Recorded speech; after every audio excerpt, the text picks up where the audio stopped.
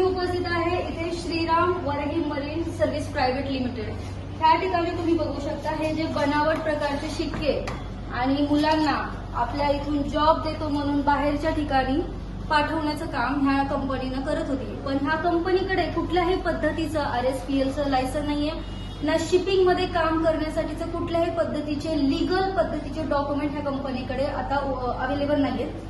तर ही कंपनी कुठल्या बेसिसवरती आपल्या इथल्या महाराष्ट्रातील मुलांना आउट ऑफ इंडियामध्ये काम करण्यासाठी पाठवत होती. ना त्यांच्याकडे कोणत्याही कंपनीचा इन्शुरन्स आहे. जर त्या ठिकाणी मुलांवरती त्या जहाजावरती त्यांची डेड बॉडी मिळाली असेल किंवा त्यांच्यावरती काही जर झालेलं असेल तर त्याची रिस्पॉन्सिबिलिटी घेण्यासाठी ह्या कंपनीनं काही केलेलं नाहीये. तर अशी आमच्याकडे खूप सारी कंप्लेंट आली होती ह्या ठिकाणाहून की मॅडम अशा पद्धतीचं ह्या कंपनीकडून पैसे घेतले जातात आणि ह्या कंपनीकडून मुलांना बाहेरही पाठवलं जातं.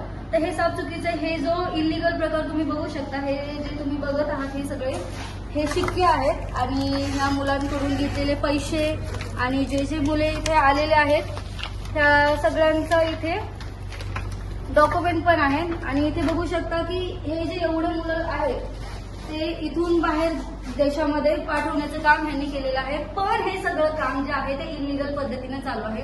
ह्याची मी पोलीस प्रशासनाला खबरही दिलेली आहे की जर तुमच्या इथे इलिगल पद्धतीचे काम होत आहेत तर ते अजूनपर्यंत तुम्हाला कशी माहित नाही. आणि शिवाय ह्यामध्ये पॉलिटिकल पर्सनचाही व्यक्तीचा हात आहे असेही सांगण्यात येत आहे. त्या पॉलिटिकल पर्सनचं नाव आणि मी जे आहे ते अपडेट मी तुम्हाला लवकरच आपल्यापर्यंत पोहोचत आहे.